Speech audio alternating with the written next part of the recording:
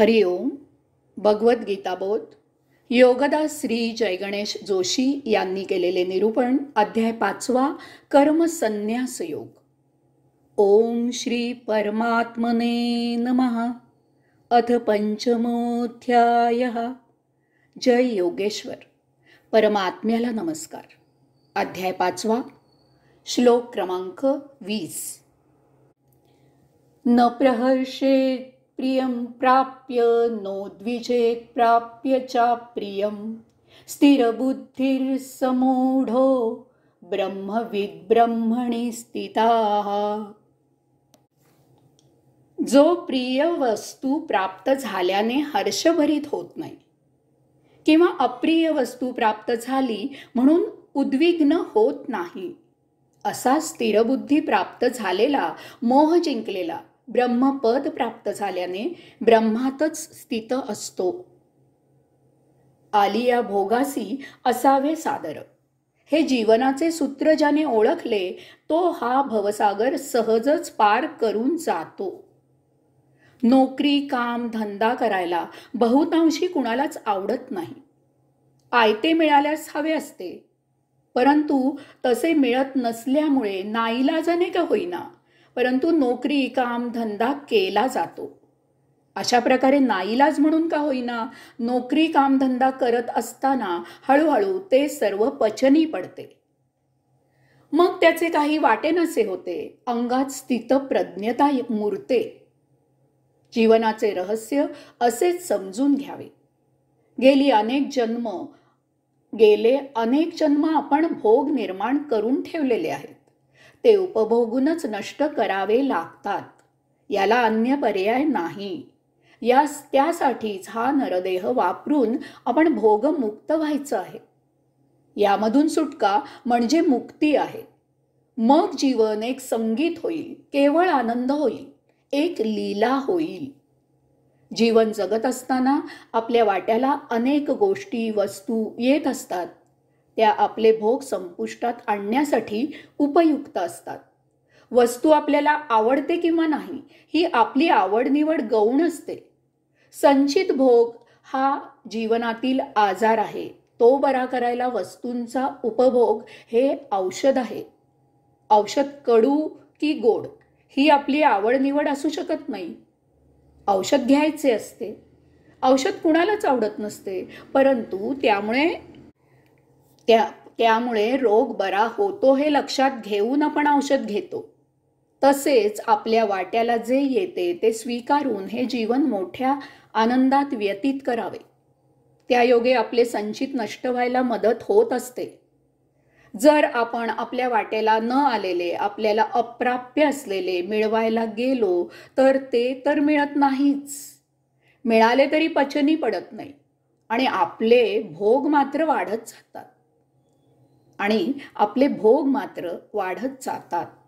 याचा अर्थ महत्वाकांक्षा नसावी असे नाही, परंतु महत्वाकांक्षेच्या जिद्दीने किती, काय, कसे मिळवावे याचे तारतम्य ठेवावे.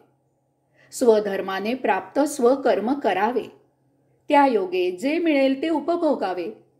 केवळ दुसऱ्याकडे पाहून दुसरे काही मिळवण्याच्या मागे पळू नये. वस्तू मिळाल्याने हर्ष किंवा न मिळाल्याने दुःख होणे अपरिहार्य आहे. यात कसलाच दोष नाही, परंतु त्या हर्षामुळे किंवा दुःखामुळे त्यातच शोकरत होणे हा दोष आहे. जे आहे ते सहजच स्वीकारून जीवनाचा केवळ आनंद घ्यावा. त्यामधून रिपू निर्माण होऊ देऊ नयेत. सांसारिक वस्तू या नष्ट होणाऱ्या आणि अशाश्वत आहेत. या विनाश पावणाऱ्या संसाराला सत्य मानणे ही मूढता आहे. तसेच जो नित्य आत्मा आहे त्याला न ओळखणे ही मूढता आहे. क्षणिक वस्तू जगताच्या जंजाळात अडकून आत्मभान विसरणे ही मूढता आहे. एखादी वस्तू मिळाली किंवा न मिळाली तर त्यात शोक करण्यासारखे काहीही नाही. देह जीवित राहील एवढे अन्न, देह संरक्षित होईल एवढे वस्त्र आणि निवारा मिळाला की त्याहून काही जास्त मिळणे गरजेचे नसते. तसे न मिळाल्यास दुःख मानणे ही मूढता आहे. तसेच यापेक्षा काही जास्त मिळाले तर त्याचा उपभोग घ्यावा, परंतु म्हणून त्यातच रत होऊन त्या सौख्यात गुंतून आत्मभान विसरणे ही मूढता आहे. कारण शेवटी हे वस्तुजगत येथेच सोडून जायचे आहे. आपण म्हणजे आत्मांश आहोत आणि देह सोडून गेल्यावर केवळ आत्मा तेवढाच टिकणार आहे. जर जीवन जगताना हे भान राहिले तर या क्षणभंगूर वस्तुजगताचा फोलपणा उमजून आपण आत्मस्थितीत ब्रह्मस्थितीत स्थित होऊ. हीच स्वाभाविक स्थिती आहे. या जगतात प्रत्येक जागा ही दुसऱ्या जागेपेक्षा वाईट असते आणि कोणतीही वस्तू ही न मिळालेल्या स्थितीत जास्त मोहक असते. तेव्हा वस्तू मिळाली किंवा न मिळाली म्हणून शोक करू नये. कारण वस्तू मिळत नाही तोपर्यंत ती मोहक वाटत असते. एकदा का ती वस्तू मिळाली की तिच्यातील आकर्षण नष्ट होत असते. शेवटी तर त्या वस्तूचा तिटकारा येतो. एकदा श्रीमती बाळकोबा यांच्या स्वप्नात कैलासवासी बाळकोबा आले. तेव्हा श्रीमती बाळकोबांनी त्यांची आस्थेने विचारपूस केली, तुम्ही परलोकी ठीक आहात ना? मृत्यूलोकी तुम्हाला दुःखाची सवय नव्हती, काही त्रास होत नाही ना? बाळकोबा म्हणाले, छे, त्रास वगैरे काही नाही, मी अगदी सौख्यात आणि मजेत आहे. त्यावर श्रीमती बाळकोबा म्हणाल्या, मजेत आहात याचा अर्थ तुम्ही स्वर्गात गेला आहात. चला, बरे झाले की तुम्ही स्वर्गात गेलात ते. त्यावर कैलासवासी बाळकोबा म्हणाले, तेवढा मात्र गैरसमज करून घेऊ नकोस. मी स्वर्गात गेलो नसून नरकात गेलो आहे. तरीही तू अजून तेथेच असल्यामुळे येथे सौख्यात आहे. गळ्यात फूल घालून घेतले की लवकरच त्याचे काटे टोचू लागतात. डोंगर दुरूनच साजरे दिसतात.